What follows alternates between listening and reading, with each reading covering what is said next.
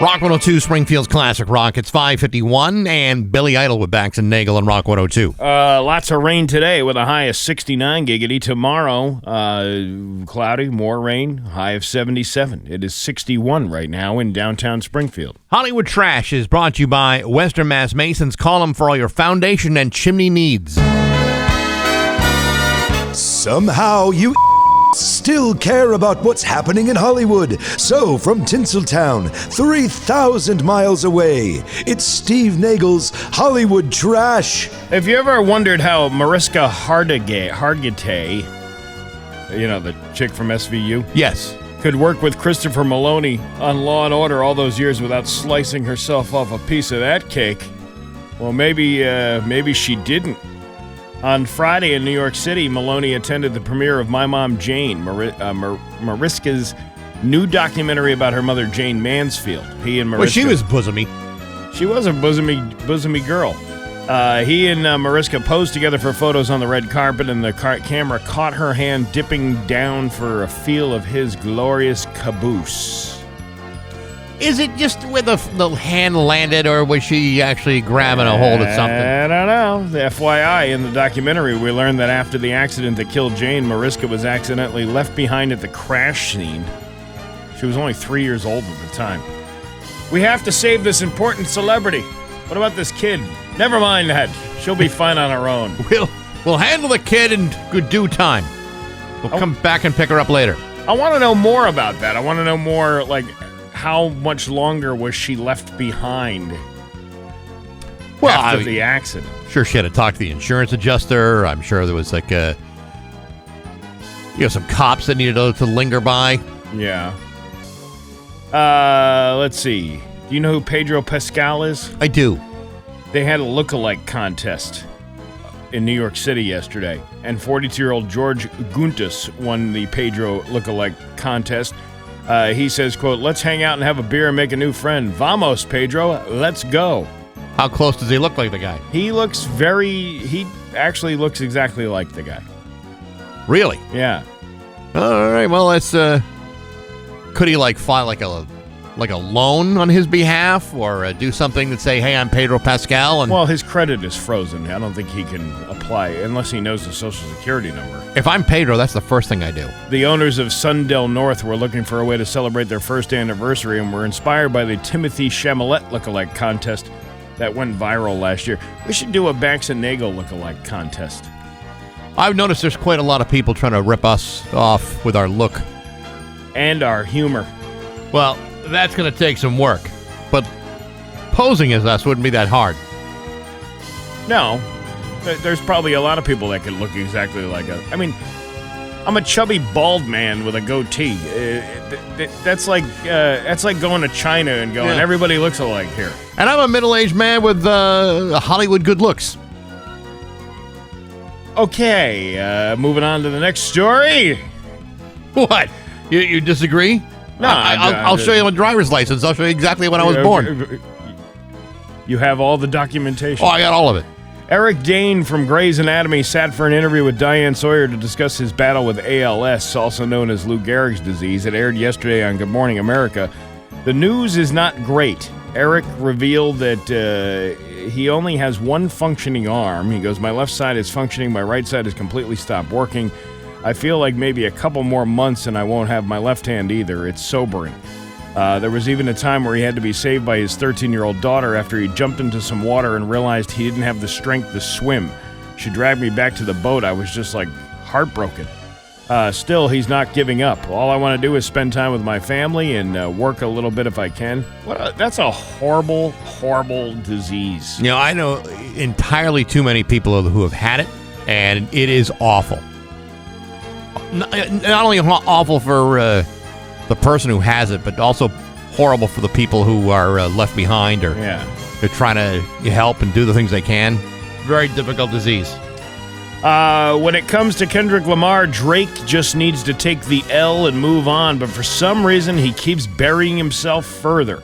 A Canadian politician named Jagmeet Singh Jag meat? Jag meat. That sounds like a Barry McCockiner or yeah, that's a like very that. cruel set of parents right there. We should call this one Jag meat. Well, Jag meat was spotted at Kendrick's show in Toronto, and Drake wasn't cool with that. He actually posted a picture of a message he sent to Sing saying, quote, "You're a goof.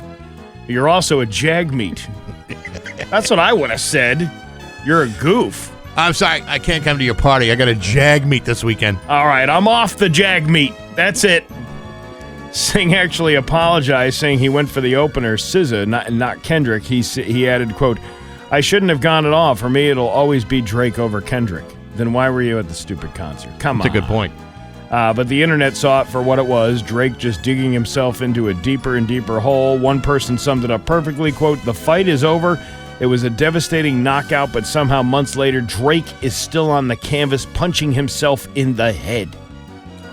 Why can't these folks get along? What's really the problem here? Well, there's some I know there's bad blood, lots of bad blood.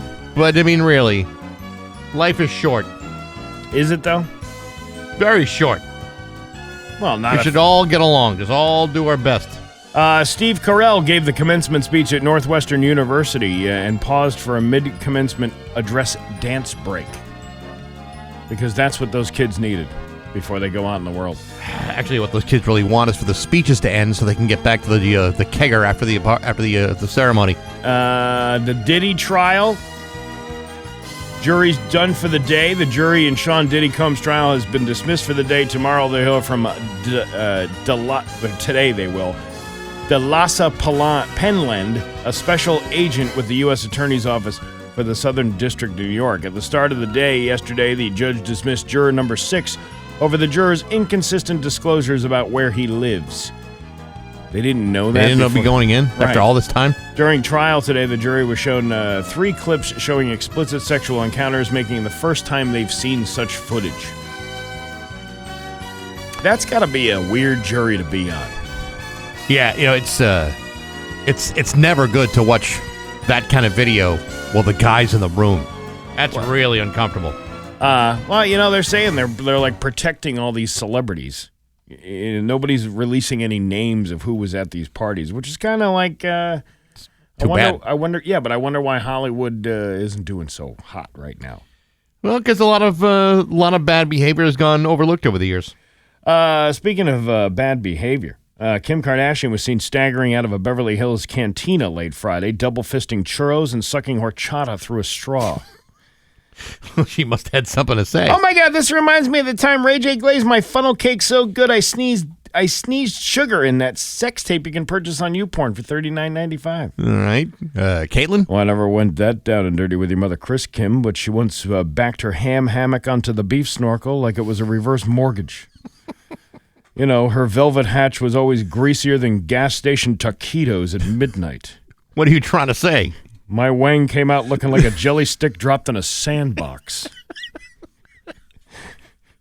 What I'm trying to say is... Oh, there's more. What I'm trying to say is she rode me like I was a parade float and her coochie coo had a confetti cannon. By the time we were done, my clackers looked like 2 warm milk duds stuck to a melted churro. Ah, your mother. If she had a signature scent, it would be called Latex and Wheaties. And it would come in a bottle shaped like a traffic cone and smell like the floor of a Vegas buffet bathroom. Sir. Again. I don't know why anybody would want to get rid of it. I have no idea. And it's such gold. And that is your Hollywood trash on Rock 102. Rock 102 Springfield's Classic Rock at 6:14 and Fleetwood Mac with Bax and Nagle on Rock 102. It's going to rain today with a high of 69 giggity. Tomorrow, rainy with a high of 77 giggity. It's 61 giggity in downtown Springfield. There's a lot of giggity going on all over the place. Well, I'm trying to be optimistic. You know, I can't stand this rain. It's just we've had so much, and I'm worried that the weather is just going to go from this to then hot and steamy and then unbearable. I don't know why you're worried about it. I would think it's a foregone conclusion that's exactly what's going to happen. I just don't want to admit it, I guess. Well, Steve, you know, listen, when you move to a tropical area like New England, this is the kind of thing you have to expect. Yeah, you know, I came here for the steel drum. but the bands. Yeah, no, I hear you, but this is it's June, and it's not just June. It's almost mid-June, and quite frankly, we've only had a handful of 80-degree days. It's just going to get worse. Yeah, it sucks. It really does suck. But the weather this weekend for the Rick's Place event will be nice. Supposedly. That's great. Speaking of which, we'll have someone from Rick's Place in here later on this morning to talk about not only what they do, but also about the big event this Saturday. Yeah, it's gonna be a humdinger. I hope lots of people go out because it really is a great organization, and I'm not just saying that because I know it's how it's helped you, but just just the very idea of it, I think is something that is greatly needed for people. It is, and we got some great prizes on the line here. We have. And I saw this set up yesterday because now we're going to be using it. The Plinko board.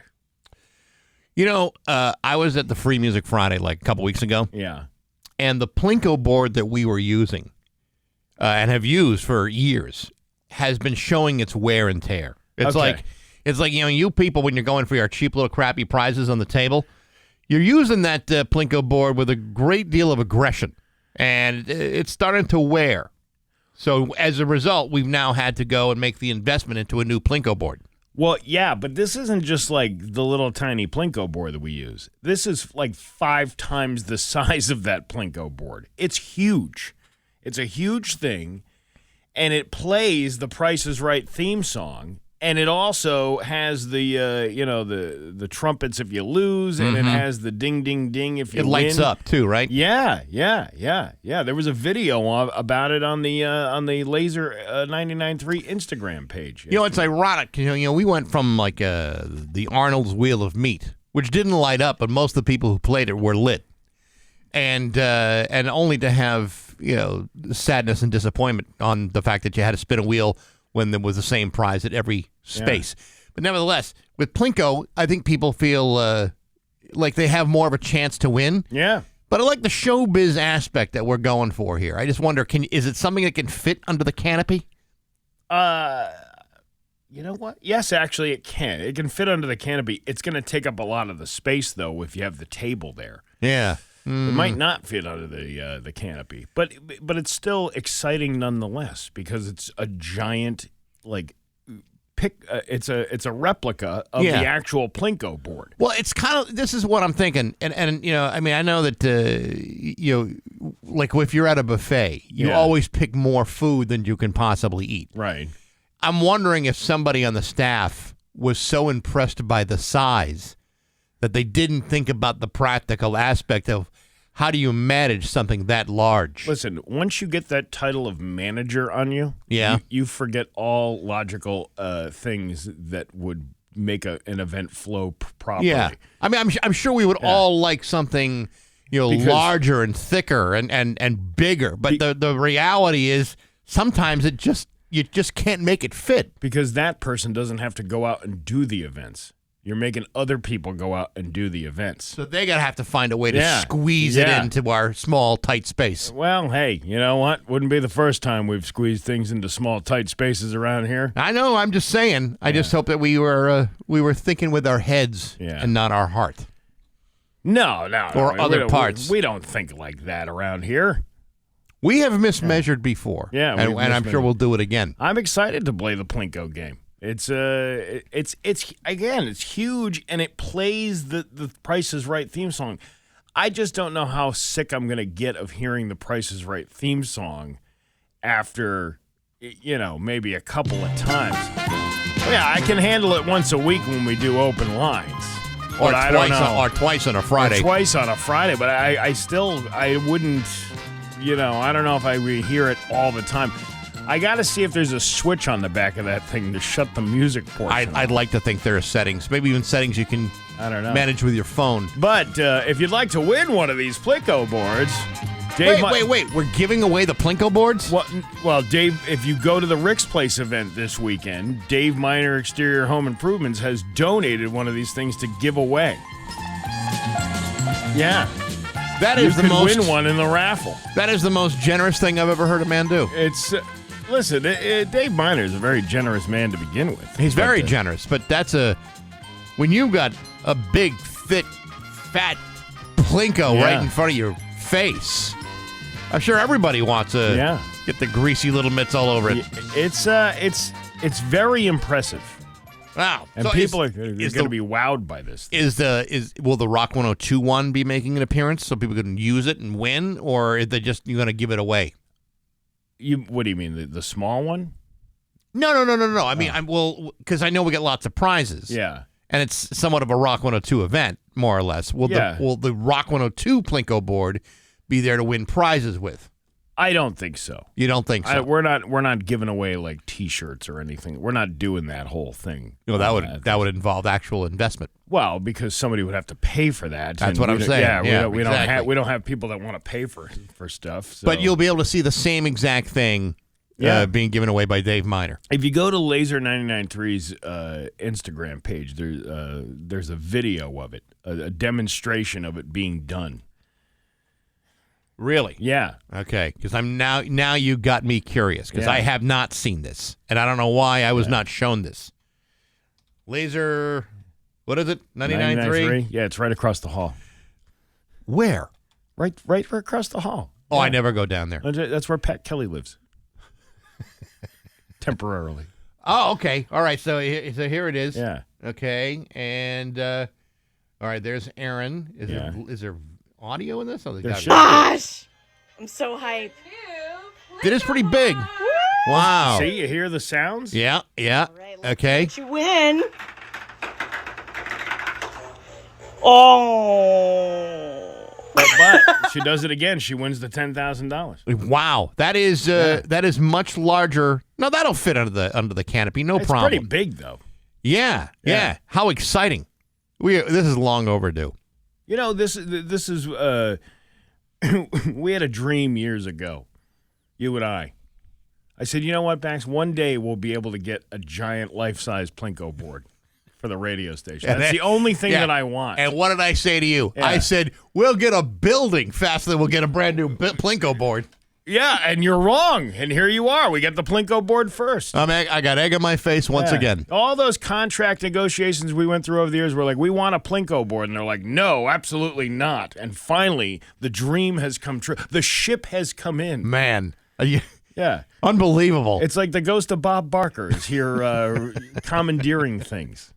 It's 6:23. Remember to get your pet spayed and neutered on Rock 102. Stack. And Led Zeppelin with Bax and Nagle on Rock 102. Liam has the forecast for you, and he will tell you. We talked about that the brand new Rock 102 Plinko board. Mm-hmm. I'm pretty sure it's going to make its debut this Friday. Pat Kelly and the Road Crew going to be a Free Music Friday at MGM at the Plaza.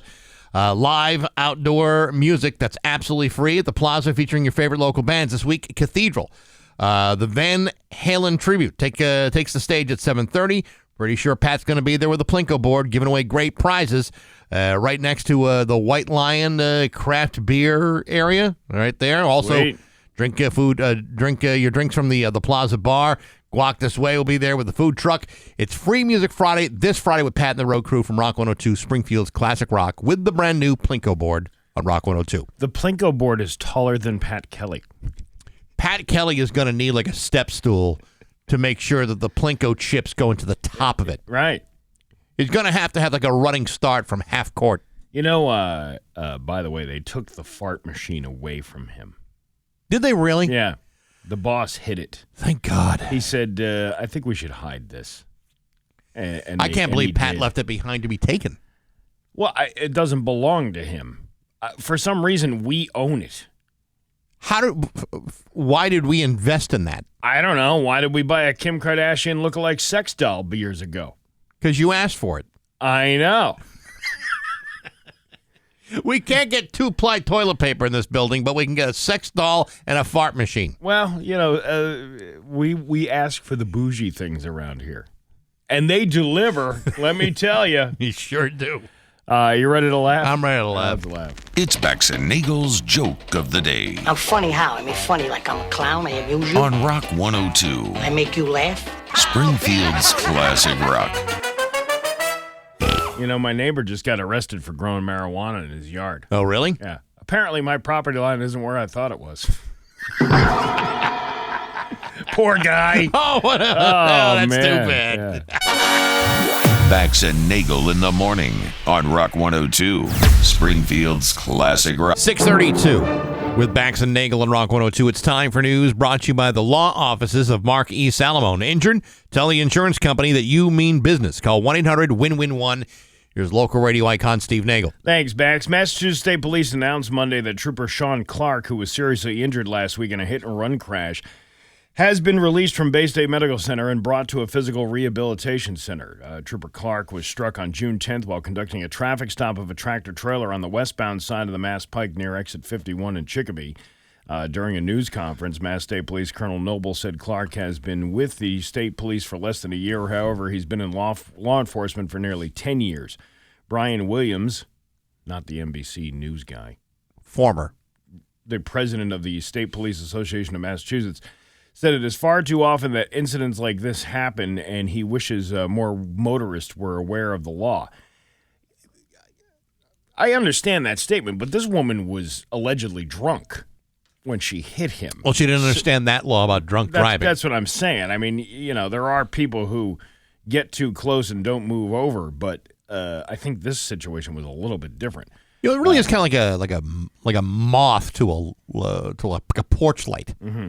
You know, when you see someone being pulled over, Yeah. or an accident, and you're looking at it, you don't realize that when you're looking at it, sometimes you're veering right towards it, and that actually makes a cop's job so much more difficult. Well, it's even worse when you got beer goggles on. True, that makes it even worse. The driver, identified as 32-year-old Naisha Rodriguez of Springfield, who did not stop after hitting the trooper, was found in the area and arrested. Mass State Police expressing gratitude on behalf of Clark and his family for the outpouring of support it received since the incident. Authorities also used the occasion to issue the reminder to motorists to exercise caution when approaching emergency personnel on the roadside. Even if it's not an emergency personnel, if somebody's broken down on the side of the highway, you should definitely try to move over or slow down, because you go by somebody at 80 miles an hour, Yeah, you know, and you get sucked right into traffic that way. you do. Yeah. But, you know, again, it's not like people are not aware of this law. I mean, everyone's heard, everyone's heard click it or ticket. Everyone's heard the pullover law. Everyone's heard, don't drink and drive. And, we so many of us ignore these catchy phrases. I have to say, I'll be the devil's advocate here. Had the police not pulled over a tractor trailer, if you weren't doing your job. Yeah, but that is their job. I mean, if there was. Yeah, but why bother pulling people over? I mean, if the danger is possibly getting hit, you just pulled somebody over and you're putting yourself in harm's way. Think of the reasons why they pull people over. They're speeding, they're driving erratically. Maybe they're carrying something that is suspicious in the car, guns, drugs, body, other confiscated items. I'm joking, of course. Well, that's a relief. For a minute there, I thought you were talking about the cops just ignoring, bad behavior. No, just to save themselves. No. I kind of was suggesting that. Yeah, you know what? Stop pulling people over. That's the real problem here. Yeah, don't you have real crimes to solve as opposed to me driving 200 miles an hour in a 45-mile-an-hour zone? Well, the good news is this guy's going to be okay. Well, that's the good news. A heavy police presence was reported Monday evening outside an apartment building where the Springfield Police Department headquarters on Pearl Street following a shooting. According to Ryan Walsh, officers were called to the area of Winter and Pearl Streets around 5:30 p.m. after a shot spotter activation. When they arrived, they located a man with gunshot wounds who was brought to Bay State and is expected to be okay. 22 news crews arrived on scene shortly after 5:30 p.m. and observed multiple police cars outside an apartment building in the area of 27 Pearl Street. Man, that's some hard-hitting journalism going on right there. They really got to the bottom of that. Yellow caution tape surrounded the entrance and the side of the building, and a large opening in a nearby fence was also taped off. The Springfield Police Department's Detective Bureau is actively investigating the incident. Did you bother to ask any questions while you were there observing what was going on? No, but they said they will provide updates as more information becomes available. I see. Hey, what do you got going on over there? Did somebody get pew-pewed? pew-pewed? You have to say that on TikTok in order to not get banned. Oh, yeah, right. Which, by the way, today is the day. Oh, it gets lifted? My ban gets lifted from TikTok. Wow. I've been in TikTok jail for 2 months.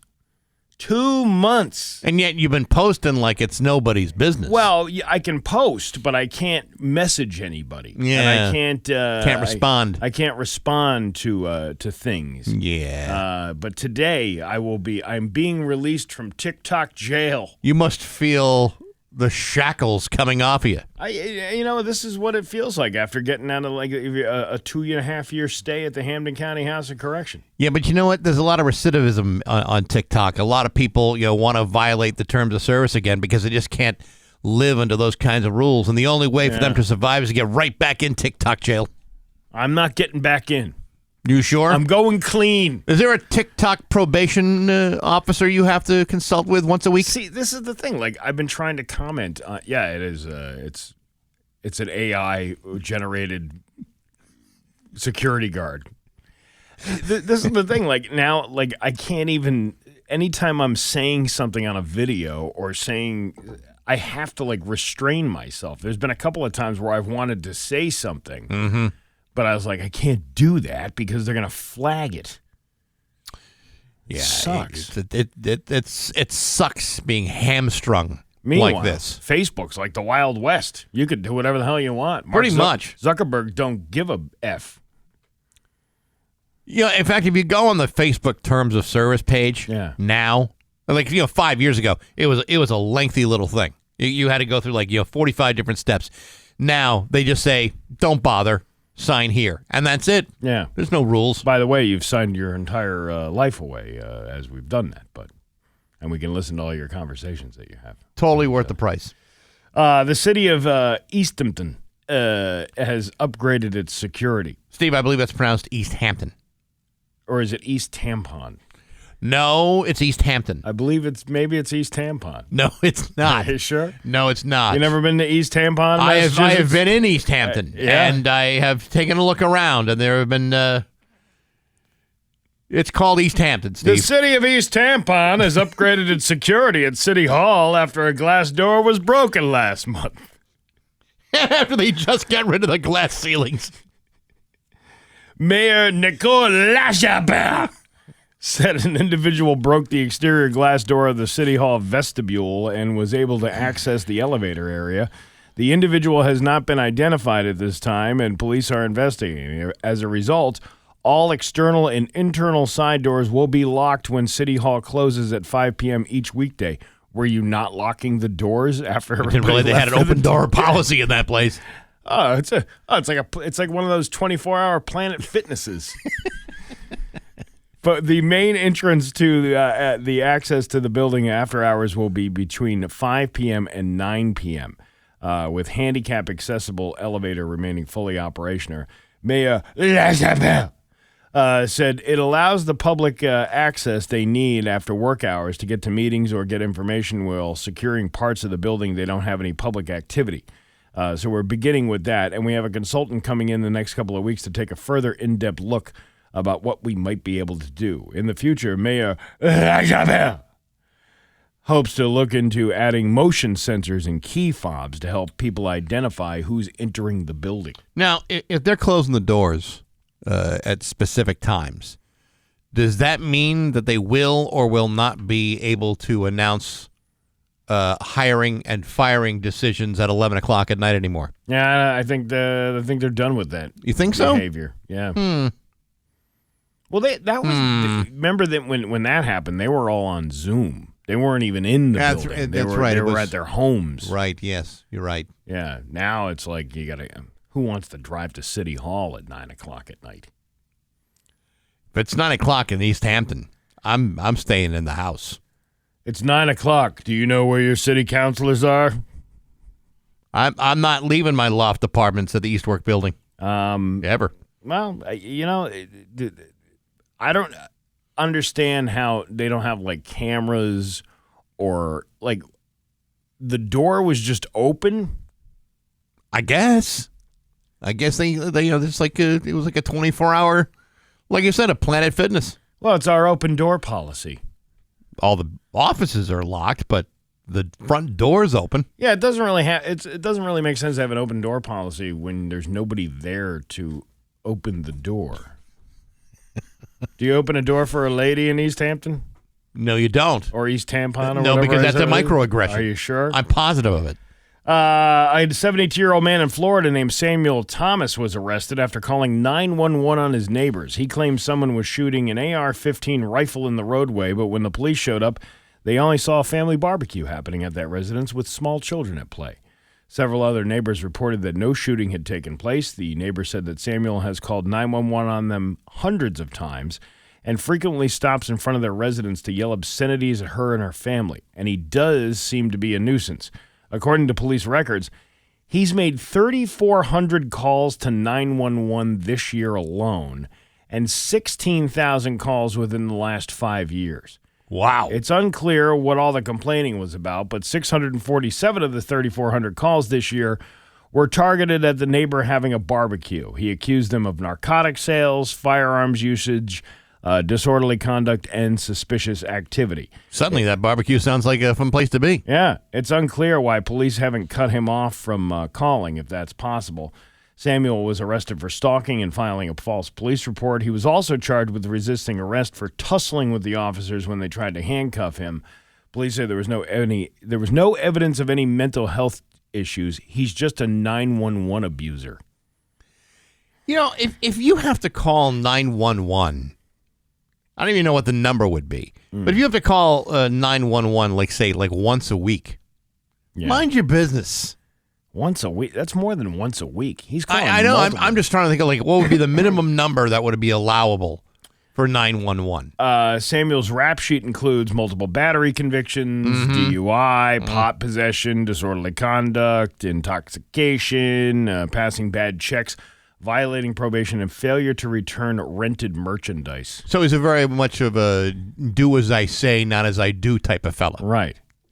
Failure to return rented merchandise. Did you not bring back a car to Dollar Rental? No, he refused to bring back his videos to Blockbuster. Or his couch to an Aaron's?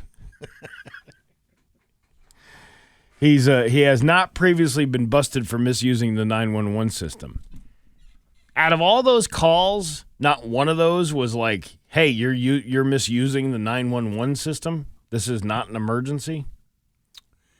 That seems kind of weird. Well, I mean, they may tell him that when he calls, Yeah. but he can still pick up the phone. Yeah. I guess it's one of those charges that, like, it's probably more like a civil infraction kind of thing. For you keep calling and calling and calling and calling. But when you make up a story that somebody's is a shooting, that's probably where he got himself in trouble. Your Pioneer Valley forecast today going to be wet with a high of 69, giggity. Tomorrow, more wetness with a high of 77. It is 62 right now in downtown Springfield. I'm Steve Nagle, and that's the news on Rock 102. Oh, yeah. New Springfield's Classic Rock at 6:53 in Bad Company with Bax and Nagle on Rock 102. Rainy today with a high of 69, giggity. Tomorrow, more rain with a high of 77. It is 62 right now in downtown Springfield. This week on Baxi's Musical Podcast, my guest is Brian Small from the band The Hangman. Great story about this band. They're a band that's been around since like 1989. They had a big 11-year gap in their career, partially due to drug abuse, but partially due to a lot of difficulties with record companies. It's actually pretty interesting how it all kind of plays together, but they are an incredible band that only got better during the second half of their career. You can check that interview out on Apple Podcasts, SoundCloud, Spotify, the Rock 102 YouTube channel, rock102.com, and on the app. It's all brought to you by Metro Chrysler, Dodge, Jeep, and Ram Chicopee and Rock 102, Springfield's Classic Rock. You know, Bax, we are blended everywhere here at the Rock 102 studios. And yet we don't own a single blender in this place. I don't know. I have a Vitamix at home. Yeah, but it's not here. No, but We should be making smoothies or whatever. But you know, we're diving into the whole social media thing head first with a ridiculous amount of videos we're supposed to produce every week. And finally, last week I did this video, and I didn't even intend to do this because I'm just looking for content. I took a walk out on that Mass Pike Bridge, footbridge, and out on the Appalachian Trail. Right. And I mispronounced it on purpose because it's like, all right, well, this is a dumb video to begin with. I'll just say something dumb anyway. So I just did it dumb. It wound up garnering, 27,000 views on TikTok. And so I continued to do that over the course of the next few days. I just did one yesterday of Westfield. And that one's got 3,000 views. But it's on its way. The one from Chicopee got 41,000 views. The one from Hadley, Massachusetts, Hadley, 32,000 views.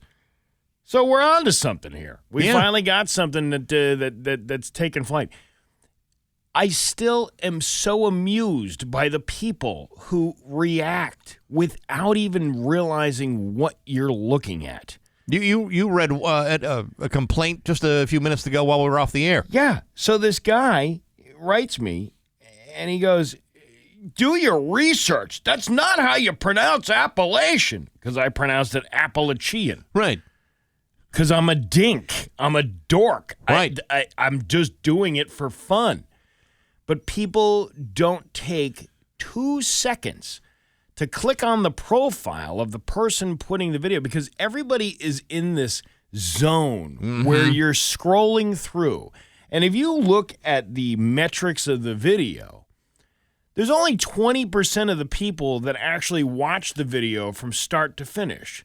That means 80% of the people didn't watch it, and most of those people are probably the ones that commented, I can't believe you're mispronouncing Appalachian.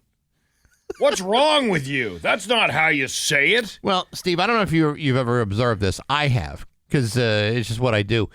There's a lot of people in the world with absolutely no workable sense of humor whatsoever. Right. And you know what those people do every day? They don't listen to this show. They're listening to the Kellogg Crew, because that's the kind of show that lends to their sense of humor. Well, you scroll past this one and you go to that show. And you go to that one and you realize, "Ooh, man, this is where I feel more comfortable." I just feel like if people just took 2 extra seconds to realize what they're watching if something, obviously that's what it's for. Something makes you react to something. Yeah, is one thing. And I've reacted to things. I'm like, oh my God, really? And then you click on something and you realize, oh, this is a parody news website. This isn't even real, or you got to see where the source is that's coming from that's making you, it invokes those feelings in you. But people don't do that. They just want to be the first to say, you're wrong. And I'm right. And I'm right. And that makes me feel better. And the people, again, the people that listen to us and they understand, they're laughing. Or they're like, oh, this is just another stupid thing that, Nagle's putting out or whatever.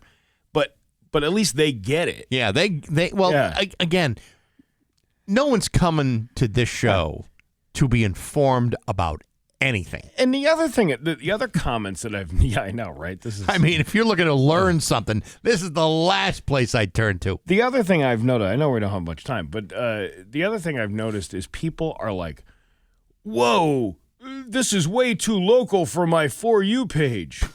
Because I'm like, I'm actually specifically naming where I am. Yeah. But I've said this for years. You have no idea in your head, when you look at TikTok or you look at Facebook Reel or Instagram Reels, you're thinking these people are across the country. When in reality, they could be your neighbor. Right. And you don't even know who they are, so but it's the idea that it's on the internet, that it's this World Wide Web thing, that it's thing. There's a lot of people around here that are creators on social media. I was watching a video. Some woman's making dinner, right? And she does all these cooking videos, and she pulls stuff out of a Big Y bag. Yeah, and I'm like, what? Yeah, Big Y. Now she's in Connecticut, but it's like, what? Big Y on TikTok? Yes, you're absolutely right. It's unbelievable. And I've seen that more than just a few times. Yeah, and people are like, this is way too local for me. I'm like, no, you probably watch a bunch of videos that are probably right next to you, and you don't even know that they're creating them there. It's 7 o'clock with Bax and Nagle on Rock 102. Hey, it's And now, Bax's View from the Couch, brought to you by Rocky's Ace Hardware, your grilling destination. Weber, Big Green Egg, Uni Pizza Ovens, and Traeger wood-fired grills. Hey, good morning, sports fans. How the heck are you? You know, the last 24 hours have been a lot of chit-chats around the internets about the Boston Red Sox and what they were thinking trading away another face of the franchise player like Rafael Devers to the San Francisco Giants. And I hear you. I don't particularly care for it either. I don't like seeing talented players leave. You know, guys like Mookie Betts or Chris Sale or John Lester or Fred Lynn, Sparky Lyle, Louis Tiant, Roger Clemens, Wade Boggs, Johnny Damon, Jeff Bagwell, and some guy named Babe Ruth. Should I go on? Listen, as a fan, I hate this sort of thing. One minute you're cheering for a guy, next minute he's on a bus heading out of town. But the truth is, being a lifelong Red Sox fan is all about what the F moments. This is one of those times. On one hand, you have a guy who's got $256 million remaining on a 10-year contract. And on the other hand, you got a guy with a $256 million contract whose ego may have gotten in the way of things like doing what's best for the team. For example, yesterday, David Ortiz said in an interview, quote, "The organization is always going to be there. As a player, sometimes you got to put your ego aside and understand that once you get paid, you got to find a way to do what you're told." He then went on to say, "That's a message for all your players who turn out to be bigger than the game." I'm not saying Devers was like that, but sometimes when you're young and immature, you don't realize it. You know what? That's good advice, of course, from one of the most popular and beloved players in franchise history.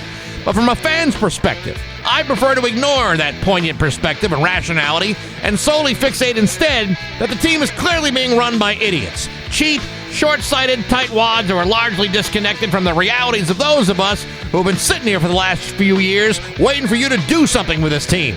Like doing things that don't involve purging generational talent every year, because that would be a refreshing change of pace for everybody. But hey, enough of my yapping. Sports brought to you by Rocky's Ace Hardware. A string trimmer with a gear drive transmission? That's the DeWalt lithium-ion trimmer for you. Battery powered just like the DeWalt blower. No cord, no gas. They both take the same battery. Get the trimmer and the blower for $200 at your neighborhood Rocky's Ace Hardware. I'm Bax. That's my view from the couch. Rock 102, Springfield's Classic Rock. It's 7:13 and Jimi Hendrix of Bax and Nagle on Rock 102. going to be rainy today with a high of 69 giggity. Tomorrow, rainy with a high of 77. It is 62 right now in downtown Springfield. Are you ready for another round of Am I the A-Hole? Yes. All right. Here's one about proper grooming. Grooming. Okay. Am I the a-hole for not shaving my legs before a date and making him uncomfortable? I, 26 female, went on a second date with a guy. I wore a mini dress and didn't shave my legs. They weren't super hairy, but just a bit visible up close. I just didn't feel like it, and I don't always do it unless I want to. The date was nice, but he later texted, "Next time, maybe smooth legs?" Laughing emoji. I kind of felt weird about that. My friend said I should have shaved because it's early dating, but I don't think I should change my body for somebody I barely know. Am I the a-hole for not shaving and possibly making him uncomfortable? No, I don't think you're being an a-hole at all. I think the guy pointing that out is a superficial a-hole, and maybe he needs to start seeing some other people. Well, I mean, it's a good way to if you feel like you want to just let it all grow out, that's your choice. It's kind of weeding out the dude. There's probably some dude out there that really likes that. Yeah, I mean, there's no indication that at any point during the second date her legs were by his ears, right? No. All right, so there you go. It's not like you got any razor stubble here. This is just like a personal thing. Listen, girl, you got to drop the zero and get with the hero. Yeah, honestly, if you're the kind of guy that would even point it out to her that maybe her legs were a little hairy, it's none of your business yet. Do you shave your legs? Me? Yeah. No. You shave your chest? Only during medical procedures. You don't normally shave your chest? No, I don't. No. I do it all the time. Why? It grows in 10 times thicker. Oh, that's an old wives' tale. Is it? Is it?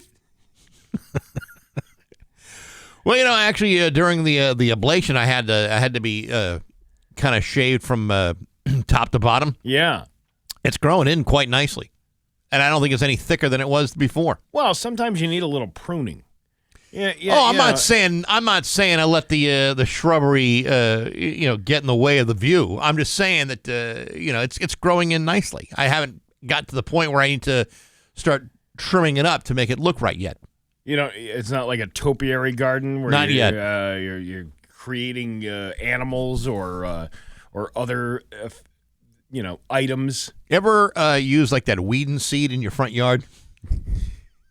That's kind of the way it is. Yeah. I'm at the point now where you can start like moving the cones. Or Scott's Grow Anywhere grass seed. Yes. That's what happens when you get older. Right. It starts growing everywhere in places you didn't want it to grow. It's now looking like it's no longer freshly laid sod. Yeah.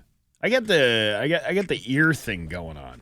You ever get the rogue ear hair? Oh, dude. Let me tell you something. You have no idea what I go through. I've had one where it's like, I don't know, like 6 inches long. And I'm like, how have I missed this? Because it's so gray and so light that you don't even notice that it's there. That's one of the things I occasionally have to do is I occasionally have to trim the ears. Yeah.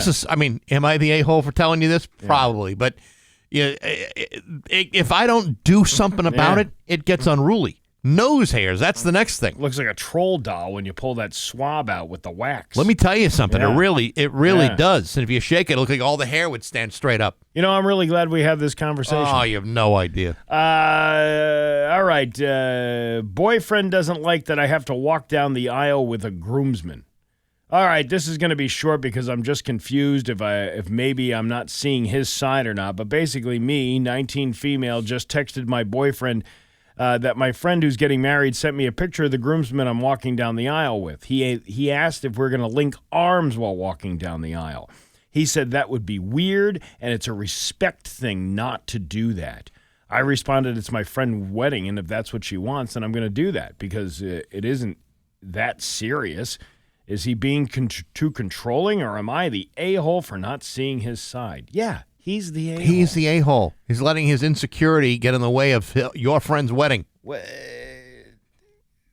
you know what? She should dump this guy and then start macking on the guy she's walking. Yeah, that's right. Yeah, that's exactly right. Wow, come on. Yeah, but some dudes are like that. They get so insecure about things they should absolutely not be insecure about. Yeah. If she's walking down the aisle with a groomsman in a wedding, it's not like they're going to be hooking up in the during the reception while your back is turned.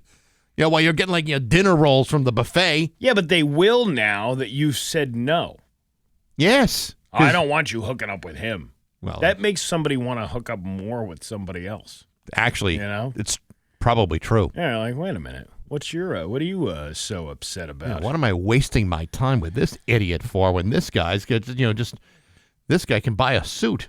Am I the a-hole for mentioning my mom's promiscuous life? My mom will randomly call me and basically tell me I'm going to hell for fornicating, having children out of wedlock, and sleeping with my partner.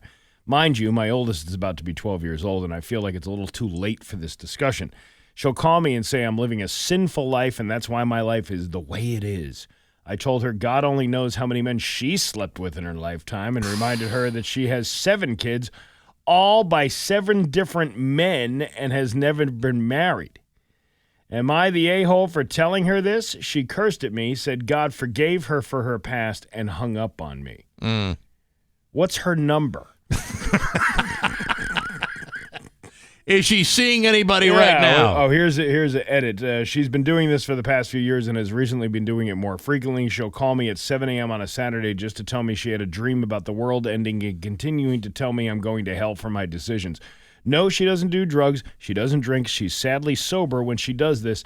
She tells me that I need to leave my boyfriend since I don't want to marry him. I need to be single and give my life to God. I've been with my partner almost half of my life, and she continues to judge me and put me down. I'm the only child of 7 that has completed high school and college. I'm the only one doing something with my life, and she attacks me for no reason. I feel bad for her and have had to cut her off before. She has a way of manipulating me because I just want her to love me and accept me. Well, if you wanted to love her and accept you, stop being such a hoo. No, come on. This woman is not being the a-hole. You're This woman sleeping with a man for 12 years? You slept with 12 different men in 12 years. That's different. At least I'm with one. I've settled with one. Now, I think Mom's got some very, very, very deep issues. She's got some regrets, I'm sure.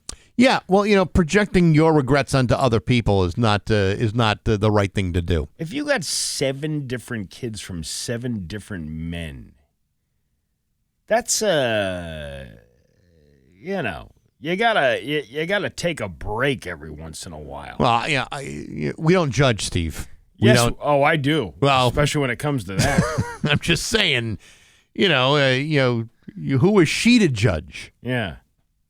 You know what I'm saying? She found God. So now that she's found God, okay.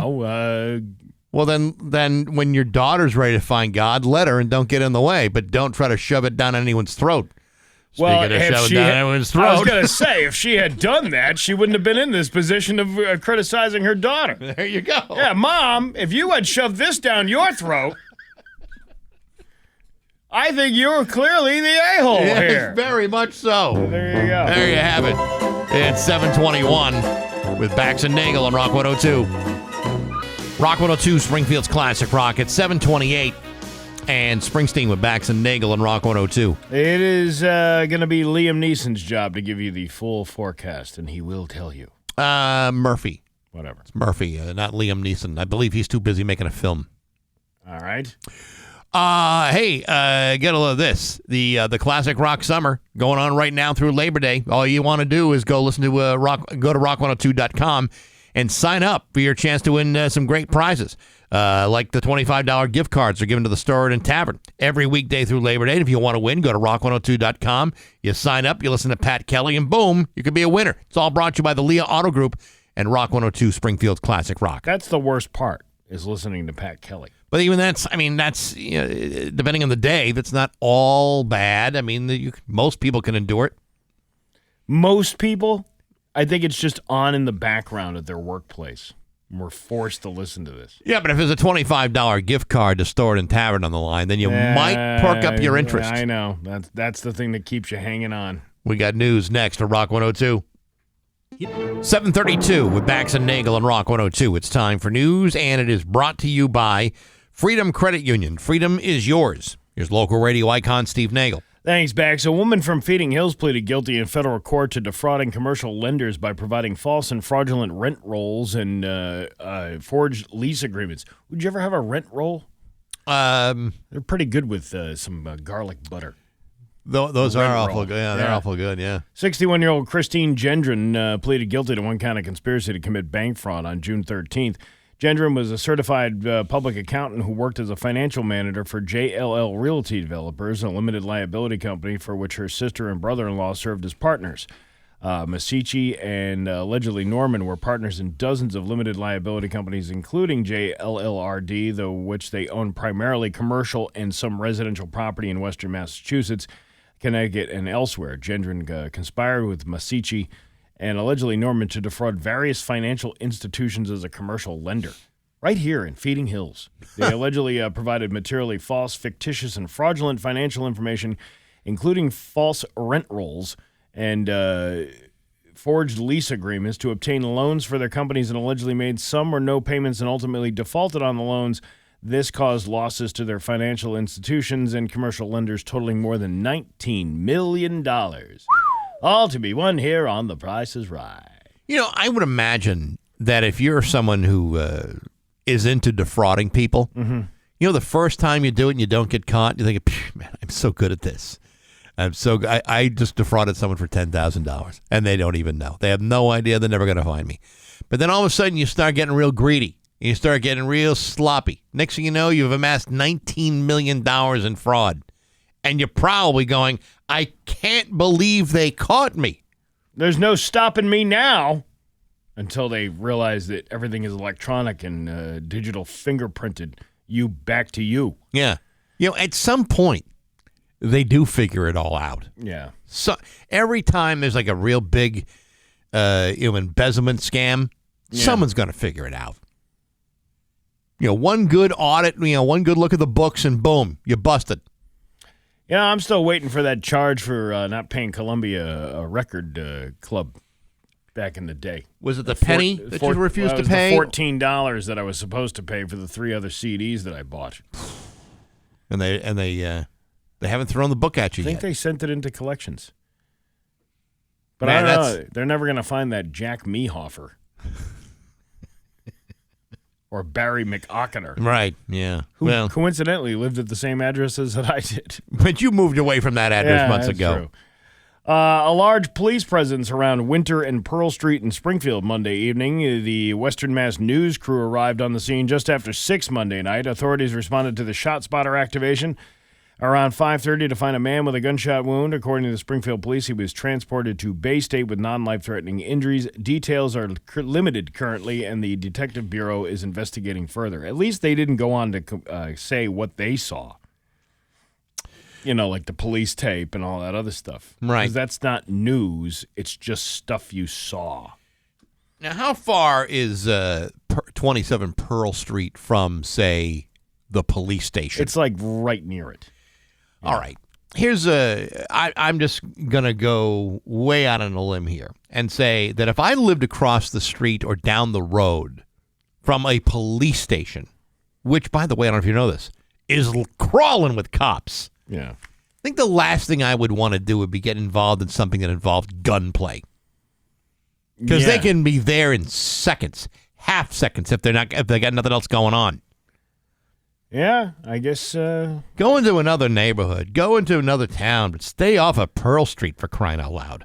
Yeah, you're right there. It doesn't take them long to get there from there. No.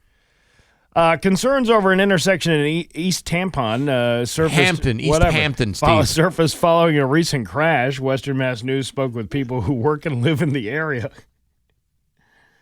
A car flipped over at the intersection of Main and South Street in East Tampon on Thursday, and those who frequent the area said they're not surprised. I hear accidents quite frequently here, and actually because of the four corners, so it wasn't so surprising. I'm just glad everyone is okay, said Simone Jenkins, who works at the Old Colony Package Store in East Tampon. East Hampton, Steve. I don't know. That's the way I'm reading it. The store is located right near the intersection of Main and South Street, and Jenkins said they were working on Thursday when a car flipped over following a crash that occurred at the intersection. East Tampon police told Western Mass News that there was no one seriously injured. East Hampton. Uh-huh. However, Jenkins said over the past 3 years she's worked at the package store, she's witnessed about 4 or 5 accidents at that intersection. She mentioned there have been even more she's heard about while off the clock. That is a pretty dangerous intersection. I don't know why they don't just put stop signs there. It's right on 202 or Route 10, I mean, and this side street there. Mm-hmm. I don't know. Yeah. Well, that's East Hampton for you. Yeah. Several East Tampon. Then you got North Tampon, you got West Tampon, I don't know. South Tampon. Listen, I don't know what's really going on there. I know that isn't that where they made the first? All I know is that when there's a problem, everyone's pulling strings over there. Yeah. There's always something. Yeah, it's always like a string attached. Little puppets going on over there. And they don't hate each other among the towns. There's just tense negotiations every 28 days. Yes. Yeah. That is so true. Follow us for more jokes. What jokes? We have jokes. Let's see. John Stamos is a fan of Karen Reed. Can you blame him? The actor, who's currently on tour with the Beach Boys, says he was addicted to the trial during a concert at a Lowell Memorial Auditorium on June 10th. I'm addicted to the trial, Stamos said before telling the crowd that he invited Karen Reed to the show, according to a TikTok that was reshared by the Young Jerks on Facebook. Jurks. Yes. The audience erupted in cheers and laughter before Stamos shared that this July will mark 40th year of playing with the Beach Boys. Since 1985, the Full House star has sung and played various instruments with the band, including in drums and various other percussion instruments. Stamos honored the Beach Boys' late co-founder Brian Wilson in an emotional tribute on his Instagram on June 11th, the day Wilson died. But then went into the Karen Reed trial. Yes. Brian Wilson didn't just soundtrack my life. He filled it with color, with wonder, and he goes on to say all these great things about Brian Wilson, rightfully so. But then, he's really into this Karen Reed trial. Meanwhile, jurors in the Karen Reed trial continued their deliberations Monday. The jury began deliberating last Friday. They heard from dozens of witnesses over the 8 weeks of the trial. The 45-year-old Reed is charged with second-degree murder, manslaughter while operating under the influence, and yada, yada, yada. None of this is really surprising to me, by the way. What? I mean, you think about this.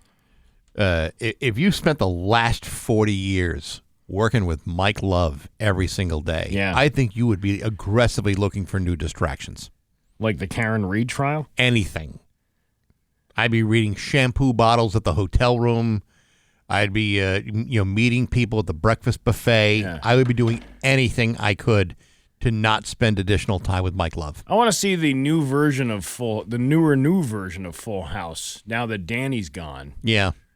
and he was mysteriously killed in front of the house in San Francisco by a Mustang, classic Yes. Mustang. Uh-huh. And Joey in the corner going, instead of cut it out, he's saying, back it up. You spent way too much time watching that show. I did. Yeah. Well, way too much. Hey, that was Friday night. Every Friday nights on ABC, man. Yeah. That was my time. That and Family Matters and all those other shows that were on ABC Friday night. Hey, listen, sadly I found other things to do in my Friday nights, so I didn't sit around and watch those shows. But I feel you. Well, I mean, if you're gonna have a celebrity on your side, I guess it's gonna be John Stamos. Listen, he's dreamy, even to this very day. This chick, But the poor guy has had to sit behind Mike Love for 40 years. this chick's eating up all that celebrity. Sure. She is like a celebrity. Oh my God, John Stamos is watching my trial on the TV. Oh my God! I wonder if I can invite him over for some Tito's. He's been texting that bitch Aunt Becky all night long. Oh my God, John Stamos knows about the leaky balloon knot. I'm never going to get a chance to meet him now. Have mercy. Okay, dude. Yeah, you get a state trooper texting John Stamos. She's got a leaky balloon knot. Have mercy.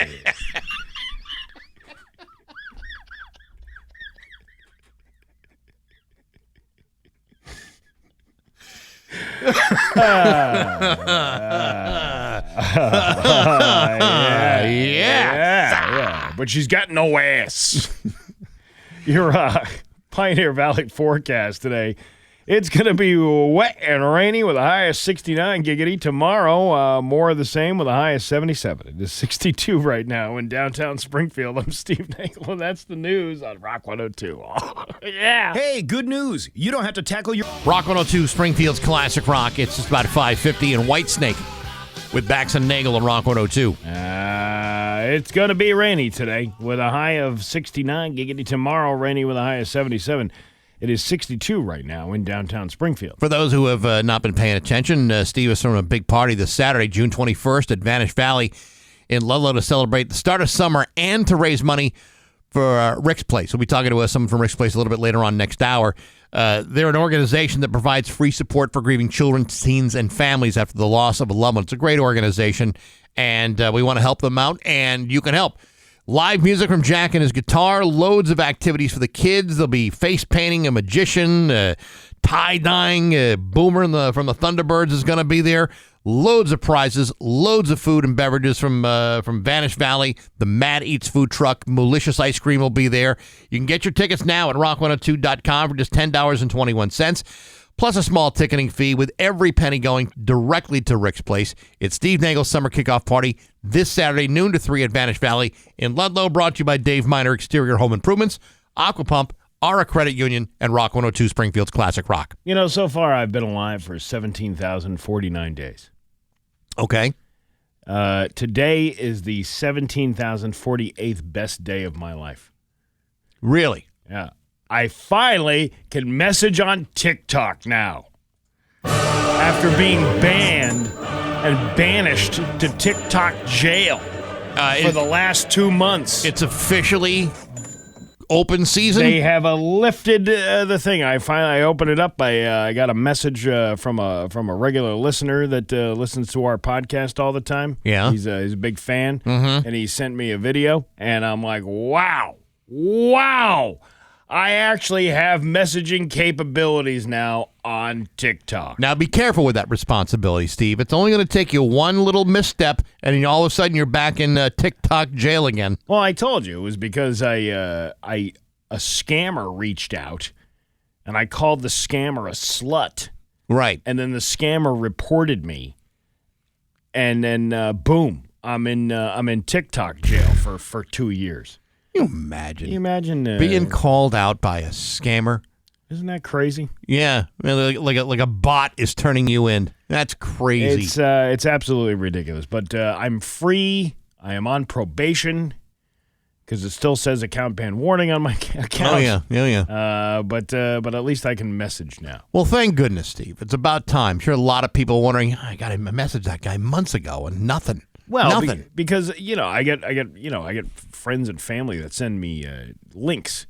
It's easier to send the link, send the TikTok video through the Messenger app than it is to send you a copy and paste link into a thing. And people are like, "Hey, how come you didn't answer my message on TikTok?" And I'm like, "Because I'm not allowed to."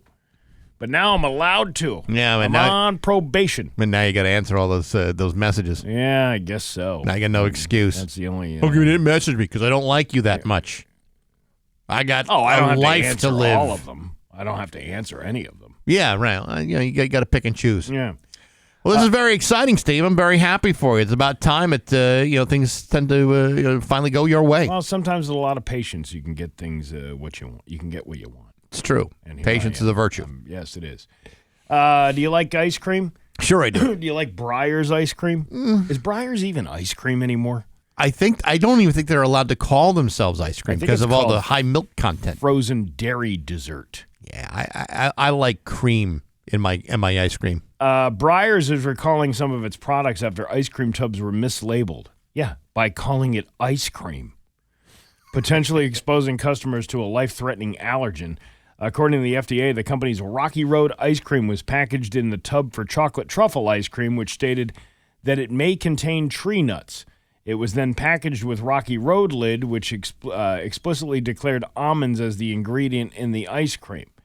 The recall was classified as a Class 2, which means exposure to or use of the product could temporarily or medically reverse adverse health consequences. The ice cream was distributed across the U.S., and the company said around 6,668 cases were affected. Impacted tubs will have a July 10th, 2026 expiration date, and the code 077-567-457288. I'm sorry, slow down. What was that again? 077-567-457-288.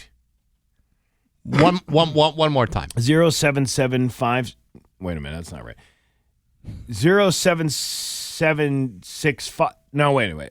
07756 745 288. No, wait a minute. There's one more. 077 567 457 288. All right. Here's the good news. I never buy Breyers anymore. I don't either. It's like it used to be good years ago. Yeah, it used to be. Yeah. But now it's like if you eliminate the cream and all the fat from ice cream, you take away all the flavor. The fat is flavor. I'll tell you what. Lately, we've been buying the Tillamook ice cream. I was just going to say that. Did you try the double chocolate cookies and cream? No. Yeah, or is it chocolate? I don't know what it is. It's chocolate ice cream, but it's cookies and cream. And it's super the dark good. chocolate cookies and cream. Yes, dark chocolate cookies and cream. Haven't had that one. Yesterday I was having the German chocolate cake one. Ooh, no. Yeah. Oh, German boy. chocolate cake. Yeah, I goose stepped right to the freezer. Now, how long have you been in the Tillamook's? I would, I think last summer we got on it, and it's expensive. Well, I mean, it's not an everyday type of thing. Yeah, but I mean, when you when you got a few bucks burning a hole in your pocket. That's when you say, "Whew, sure could go for the Tillamook today." Yeah. And boom, man, I am not disappointed yet. That is some good ice cream. Yes. I want to go to the actual creamery. It's Oregon, though. Yeah, so what? You want to take a bus ride to Oregon? Nah, you take the Oregon Trail. Isn't that how you get there? I don't even know. But it's good, man. It's awful good. What's the other? Oh, what's the other one? It's got like pieces of waffle cone in it. Really? Really good too. Does sound good. Yeah, we could use some ice cream here.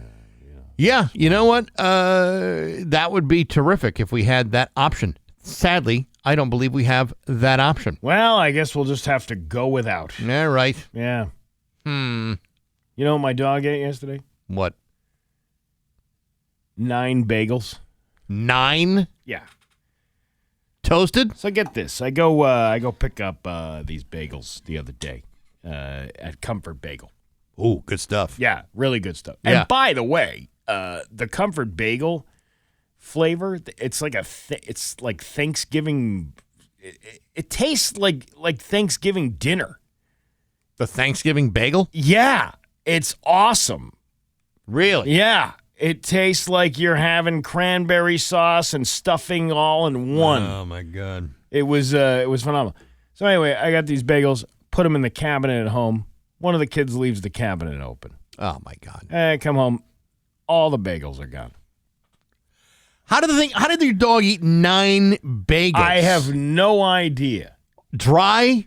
No butter, no cream cheese, not a piece of lox in between. Nope. No onion with the capers and anything. Nope. He ate 9 bagels. Probably didn't even use a toaster either, did he? No, he didn't. Well, the air fryer was out of reach. But yeah, he ate 9 bagels and didn't even chip in to replace them, did he? Well, I mean, they're not cheap. Bagels anywhere are not cheap. Food because is not cheap. You're getting a product that is handmade. Right. So you're going to pay decent money for something that's handmade and delicious. He ate 9 bagels. I would have bugged the hell out. Isn't that crazy? 9 bagels. I mean, listen, I think 2 bagels is more than enough bagels. And then he was asking for food.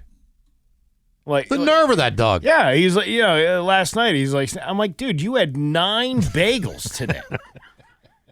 You had 9. If I eat more, did he bury the bagels? I mean, like didn't hide them for like a later time. Sometimes they they'll bury a bone or something. No, he ate them all. They're all gone. He ate 9 bagels. Good God. 9. If I eat more than 2. I mean, they're good bagels. Yeah, but after 2, you're like, oh my God, I can't even. Right, you're thinking of another bagel. So much bread in your stomach and making you bloat. Plus, you get the hiccups too. Yeah. The dry one. And he's walking around like, hey, where's my dinner? Dinner. You just ate 9 bagels. What a pig. Your dog's a pig. He's Joey Chestnut, is what he is. You were talking about that in The View from the Couch. Yeah, right. He's got this iron stomach. That's in it. there. Yeah, amazing. I want to see Joey Chestnut down 6 tubes of Desitin. It's 8:00 on Rock 102. And now, Bax's View from the Couch, brought to you by Rocky's Ace Hardware, your grilling destination. Weber, Big Green Egg, Uni Pizza Ovens, and Traeger wood-fired grills. Hey, good morning, sports fans. How the heck are you? With the 4th of July just around the corner, it's hard not to swell with pride at all the great traditions of our glorious American way of life.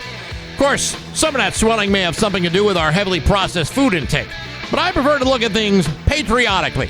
Call me old-fashioned if you must, but I believe the thing that actually makes this country great are not military parades, it's not wearing a red hat at your local swap meet, nor is it mocking folks in the Walmart parking lot simply because of their opposing viewpoints.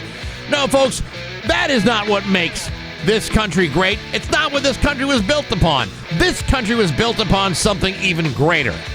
Yesterday, amidst all the noise and divisiveness that tends to cloud our perspectives of life, a news story was released that I believe is the sort of thing that has the potential to bring us back together. The sort of news that says, what are we fighting for? Folks, yesterday it was announced that the organizers of the annual Nathan's Hot Dog Eating Contest have lifted the ban on 16-time champion Joey Chestnut, allowing him to compete for the first time in 2 years. You may recall that Joey was banned from competition last year after accepting an endorsement deal with Impossible Foods, who are simply looking to promote their vegan-friendly, plant-based, gluten-free options. Granted, it's nothing that I would ever put in my mouth. Plants, after all, grow in dirt, and you don't know where that dirt's been. As opposed to Nathan's hot dogs, which are made from only the finest scraps of meat byproducts and fillers. This is great news, of course, because Joey, as you know, still owns the record of 71 hot dogs eaten in 10 minutes, a record he set back in 2021. And now, after a 2-year absence, Joey heroically gets to defend his crown as the greatest competitive eater in America, nay, the world. Folks, let's make this thing that wipes the slate clean and brings us together as a nation, a brotherhood of patriotic Americans, because Joey Chestnut would want it that way.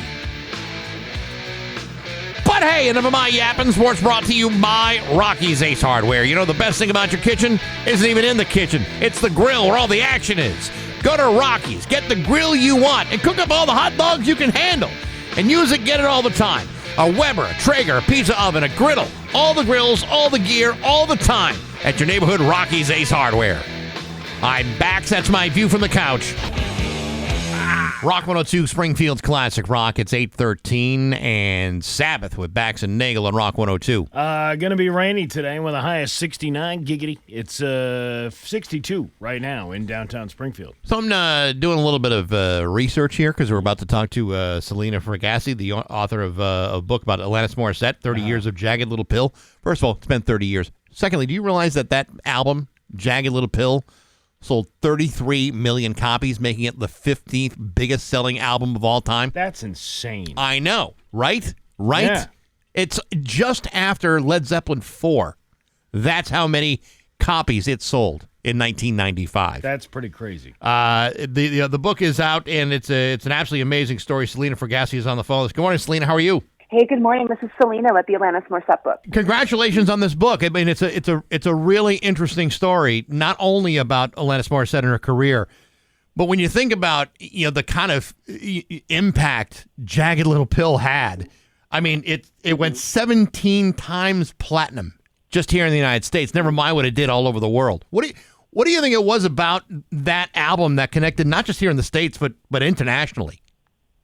Yeah, actually 33 million worldwide, which is just incredible to think about. I think, it came at a time that music trends were changing and we were getting over the sort of facade and polish of hair metal and 80s pop. And kids were looking for something more raw. And Nirvana came through with Nevermind and changed the game. And then when Alanis came through, it really was this very brave feminist album that had very universal themes about growing up in your 20s. Yeah, well, here's the thing. This is where you make me feel old. This came out 30 years ago. I was 16 years old when this album came out. I remember it being such a great album, but I also remember not being able to get any dates after that because they're like, hey, you scumbag boyfriend, Alanis talks all about this on her album here. I'm sorry to hear that. Yeah, well, he got out of it. Eventually things got better. Yeah, things improved.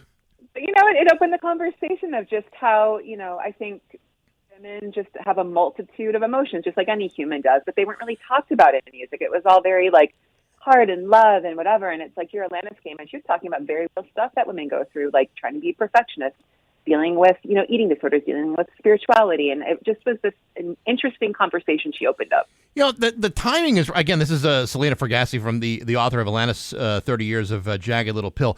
I mean, you're absolutely right about the timing of this record. And what's really interesting about the timing of its release is in the mid-90s, you had this, once this became a success, you had this huge spate of female artists, real fantastic female artists, great songwriters, great singers, maybe a little bit more aggressive than the public had been used to at the time.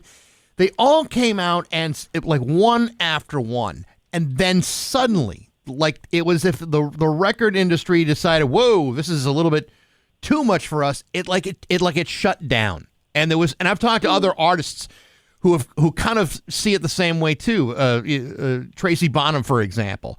Her first album, was real successful, but then her second album, which was better, all of a sudden seemed to kind of get clamped down by the record industry that didn't want to see it get too far away from them. And it seemed like a real kind of misogynistic point of view from the record company. Do you see it turning out that same way? Yeah, it's an interesting point. I think you're right. I think in the mid-'90s, Alanis broke the proverbial glass ceiling. I mean, she made $300 million for record label in 1 year. So suddenly, women were viable to record label executives, and they wanted to get the next best singer-songwriters. There was a huge swell that was the Lilith Fair generation. And then what I think happened maybe towards the end of the 90s was changes again were happening, and new metal kind of came through, which was very male-dominated. And there's like this crazy scenario where Alanis played before Limp Bizkit on Woodstock 99, and you could see that dynamic happening in real time. So I think you're right. I think it was very temporal for a bit, and then it kind of went away, but now it's back stronger than ever, and women are dominating yet again. Yes, but she didn't encourage anybody to start any fires in the crowd. No, she did not. No. Yeah. I mean, that's whoever planned that one out. Fred Durst and Alanis Morissette on the same stage probably wasn't thinking too far ahead. No, and she was one of only a handful of women on the bill. Sheryl Crow was on there, and I'm blanking on the others, but it was very male-dominated, and in 99, so what you're saying is absolutely true. And it's also true that it's not like, this female-dominated movement was replaced with something better. New metal was not better than what was coming. In fact, it may have been a few steps back than what was coming out in 95. Yeah, absolutely. I know.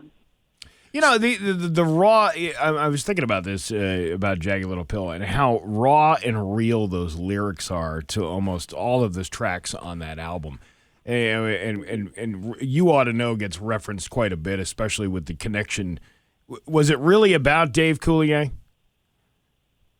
That's the $100 million question. Yeah. And she, to this day, has not fully divulged it. Right. Which I think is kind of cool. And actually, if you look at interviews with her over time, her meaning behind that song has changed. And she has come to say it's not really about one person. It's about a multitude of experiences and relationships that all bubble to the surface. So she has said that Dave Coulier has been the most vocal about it. I think he has ridden that gravy train for a bit for himself, but we still don't know. But I mean, if you were Dave Coulier, wouldn't you want to be on that gravy train? Probably. I mean, yeah, Uncle Joey or Alanis. Yeah. Yeah, exactly. Well, I'm just pointing out, how raw those lyrics were in that song, and how you say like an empowerment for women and a voice for women and people speaking out. Like, I think that's why that became so popular, as opposed to her later stuff where she's happy in life and she's complacent in life, and Thank You doesn't get as much popularity as a song like that. I mean, I think the comparison with that about those raw feelings about putting those out on an album really kind of lifts it up. You know what I'm saying? Yeah, and it's incredible, because if you think about heartbreak songs and music prior to that, it was very much like the "I Will Survive" or it was a very kind of not shallow, because those songs are great, of course, but it was a very one-dimensional kind of look at relationships. And here she came, and she was almost petty about it, like the way she was scolding him in the song.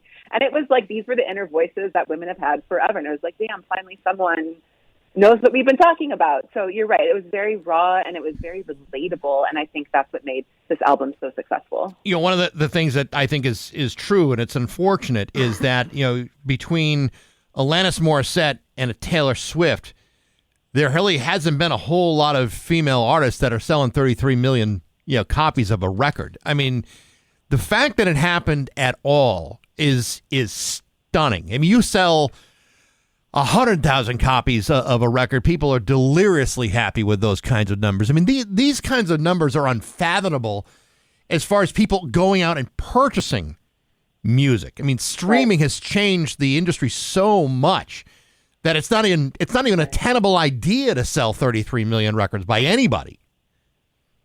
Yeah, and I think too, it's the strength of the album, right? Like nowadays we have singles, and it's just a different marketplace. But I think people wanted to buy that album because there are so many strong songs on it, and they wanted to hear the whole thing. And it's just, the whole package of it was monumental. The name of the book is Alanis, 30 Years of Jagged Little Pill. Selena Fergassi, great to talk to you. Best of luck with the book. Thank you guys so much for your time. I appreciate it. Listen, I also think she needs to reprise her role, and you can't do that on television. I mean, that was. We should do a reboot. Yeah. You know what? That just goes to show you how old I really am. Yeah. Anytime you have a Canadian child star, Steve's all over it. Right. All right. Thank you, Selena. Thank you, guys. It's been Bax and Nagle on Rock 102. Hi, it's Hank. Rock 102, Springfield's Classic Rock at 7:30, and Def Leppard with Bax and Nagle on Rock 102. Liam Neeson has the full forecast for you, and he will tell you. It is a Shop Tuesday, by the way. It's this morning at 9 o'clock. If you go to rock102.com, you can save 30% off at Roberto's Restaurant in downtown Northampton. Pasta bolognese, butternut squash ravioli, chicken broccoli Alfredo, and the best thin crust pizza in the valley. Eat at the bar or order online at Roberto's downtown Northampton, 9 o'clock at the Shop 30 store at rock102.com. Do not miss out on that. I got my TikTok messaging back, and the first message I get is from a listener who says, I wish you had said your dog had raw-dogged the bagels.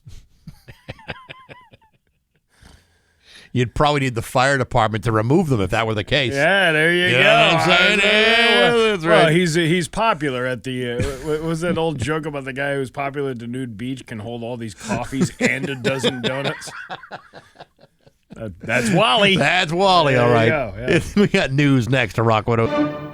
8:34 with Bax and Nagle on Rock 102. It's time for news, and here's local radio icon Steve Nagle. Thanks, Bax. A large police presence around Winter and Pearl Street in Springfield Monday evening. Isn't that where the police station is? Why, yes. That's surprising that a large police presence would be there. The Western Mass News crew arrived on scene just after 6 Monday night. Authorities responded to a shot spotter activation around 5:30 p.m. to find a man with a gunshot wound.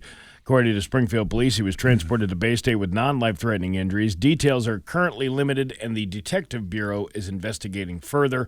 But they didn't go as far as 22 to tell you that there was caution tape around the area. During a shooting? Can you imagine that? No, is that what they use that stuff for? And there were police cars. Wow, so far away from work. All that activity going on, and Western Mass News dropped the ball. They didn't tell you all those details. Yeah, well, someone's working for you. The Mass State Police trooper who was hit by a car on the Mass Pike in Chicopee last week during a traffic stop has been identified. Trooper Sean Clark was seriously injured on June 10th after being struck by a hit-and-run driver near Exit 51. He's now recovering from those injuries. The Mass State Police released his identity Monday afternoon as he seeks further treatment for those injuries. He's been transferred to a physical rehabilitation facility where he will continue his recovery. They added how thankful they were for the support Trooper Clark and his family have been receiving in the days following the incident. The driver that hit the trooper is now facing charges, including operating a vehicle while under the influence of alcohol. And the state police is reminding you to slow down and move over when you see emergency vehicles on the side of the road. That's a good bit of advice. That tends to be a big problem for people. The city of East Tampon has upgraded its security at City Hall after a glass door was broken last month. Steve, I believe it's pronounced East Hampton. I don't know. That makes it sound like you are providing a microaggression against the city of East Hampton. I don't know what you're talking about.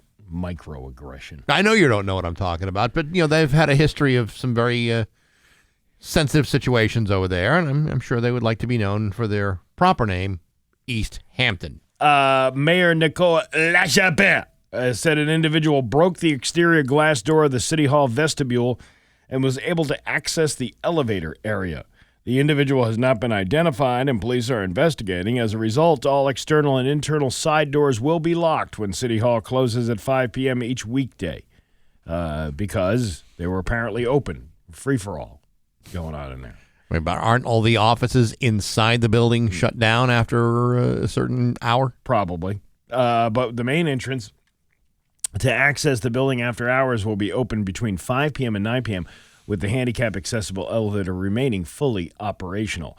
Mayor Lachapelle said it allows the public access they need after work hours to get to meetings or get information while securing parts of the building that don't have any public activity.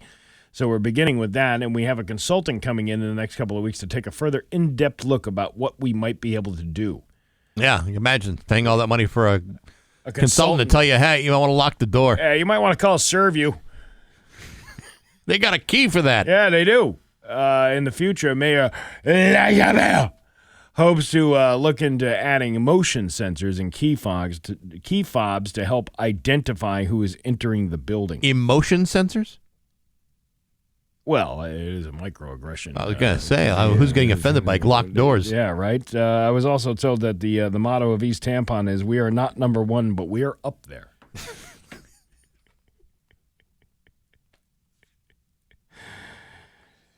Yes, they are up there, all right. And but I believe it is still pronounced East Hampton. I don't know. I think East Tampon would probably be a better fit. Yeah, well, listen, I don't know if anyone wants to say, I'll see you up there in East Hampton, if that's going to be the way you're going to pronounce it. East Tampon. Yeah, no, that's not how you pronounce it. Don't forget to go to West Tampon, South Tampon, North Tampon. You're just looking for trouble. Isn't that where the first tampons were made in the country? Now, was the tampons in your travel log video series of great Western Massachusetts towns? Yeah. Have you been to East Hampton yet? I have not been to East Tampon yet. Well, it seems to me that someone's going to have to take a detour soon. Well, no. If I just stand on the South Tampon line, I'm more welcome there than I am in the East Tampon. I don't think you're welcome anywhere close to that town. What are you talking about? You know. Somebody out there is like getting mad now. I can't believe he's referring to the town as tampons. We didn't move all the way across state to be living in East Tampon. We didn't land on East Tampon. East Tampon landed on us.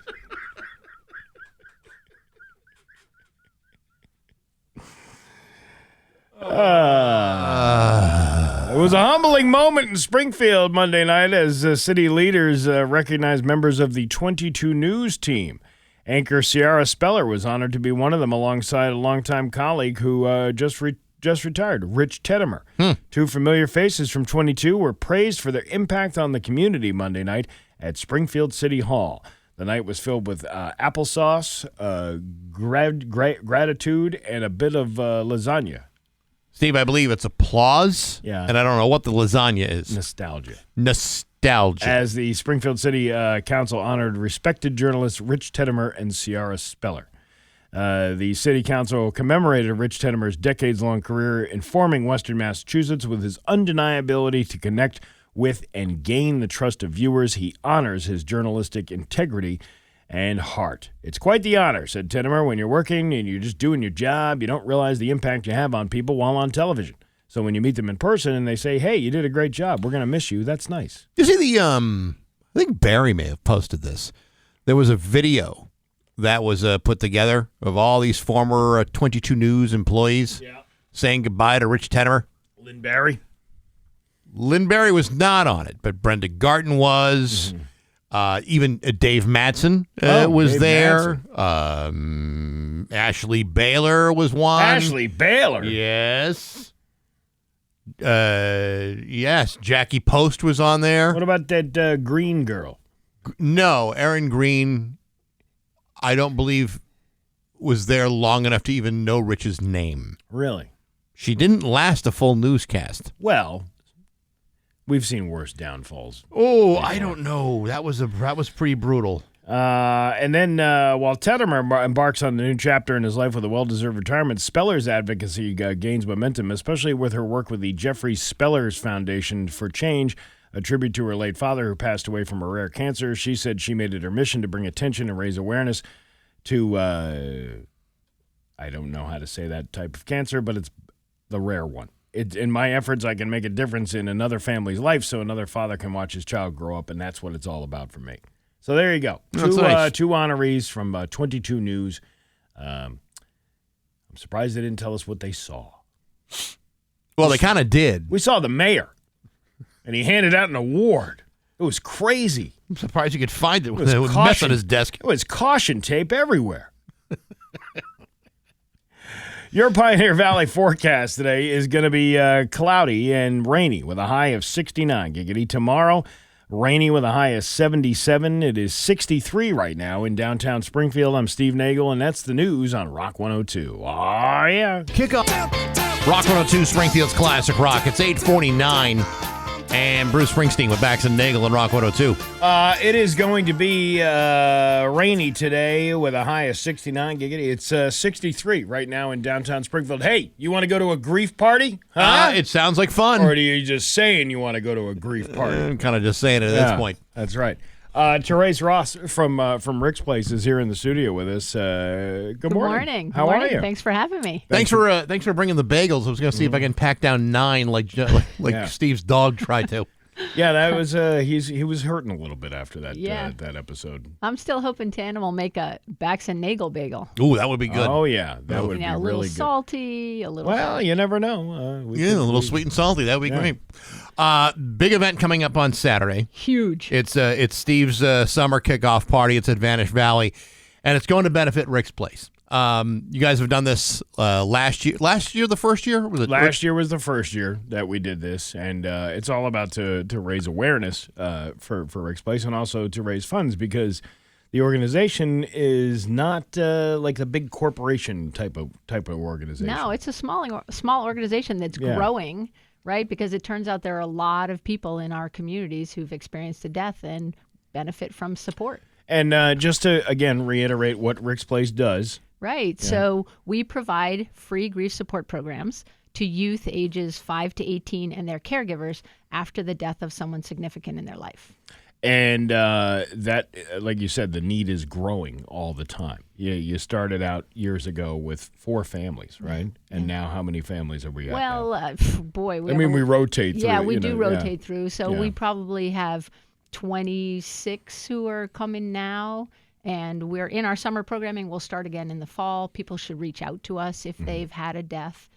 Again, we work with families about 3 months after the death has happened because that first 3 months, it's such a fog. Nobody can really keep track of what's happening day to day. Yeah, there is I didn't really understand that in the beginning, and then I now fully understand it. That you're still in shock of what just happened. So you're trying to be a fireman and trying to put out all these little fires that are going on, but you're not really ready to start taking care of yourself, I guess, if I am saying that correctly. And that's one of the parts of the peer support piece. People are getting together.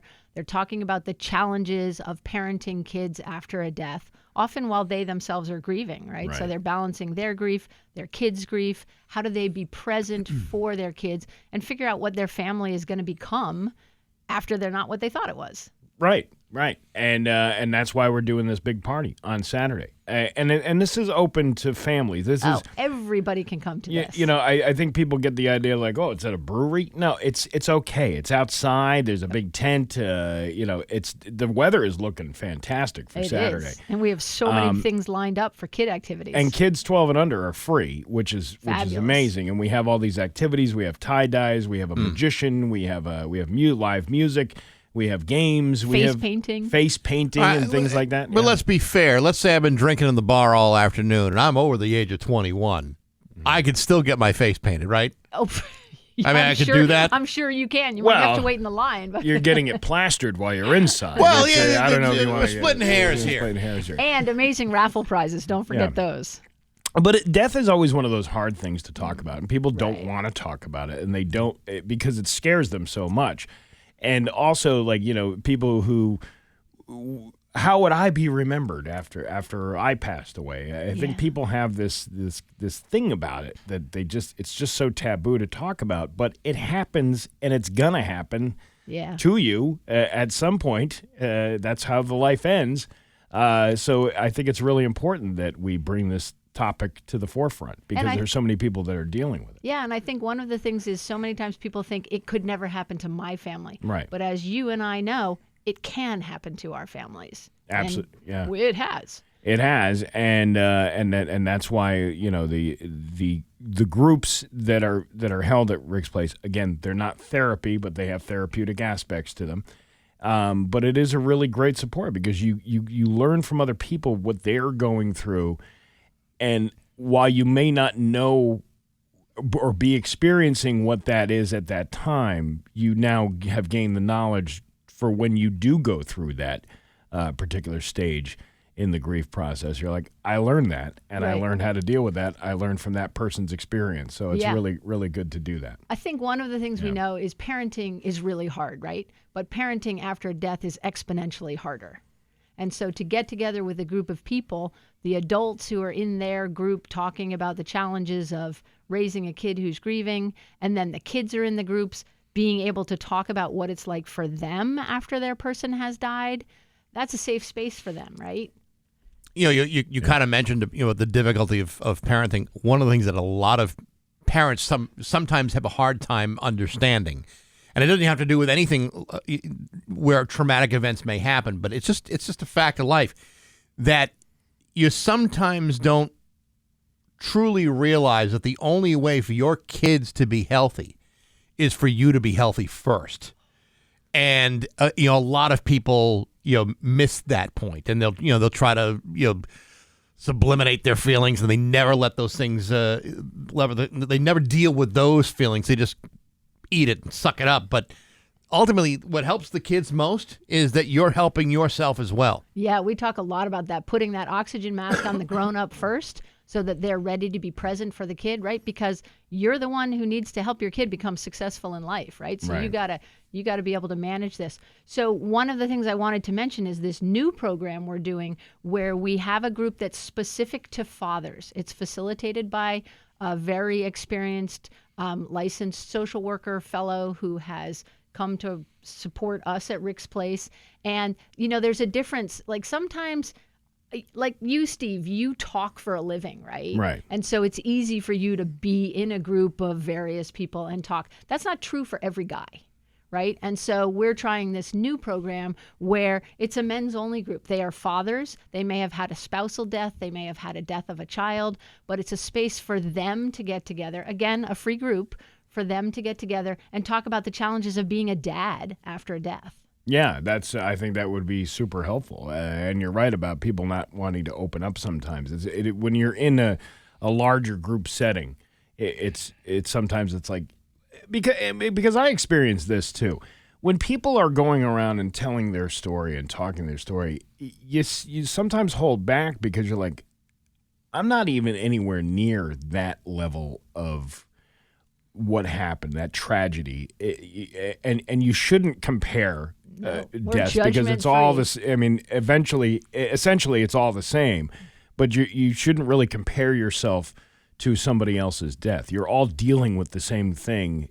It's just maybe somebody passed away in a more horrific way than when your loved one did. Yeah, and I mean that's why we try to be this judgment-free. Every story has equal value. Right. We're there as a support organization for anybody's loss. Yeah. The summer kickoff party is this Saturday, June 21st at Vanish Valley in Ludlow. Lots of stuff going on. It's going to be a great time, and it's free. So much fun. Get a magician. It's not free. I mean, there's a ticket price, and you can buy it. The fun is free. Yeah, the fun is free, but you got to buy a ticket in order to get in. You can get it at rock102.com. And we're gonna have a magician too. We can't wait. The magician asked me yesterday if he could have his own parking space so he could unload his stuff real quick, and I was like, couldn't you just make a Subaru disappear? I don't know, but I guess not. But no, we'll have a good time. It's going to be all kinds of activities. Bring the kids. 12 and under are free, but it's $10 for everybody else. We can't wait to see everybody there. All right. Sounds good. Teresa Ross from Rick's Place. It's 8:58 with Bax and Nagle on Rock 102.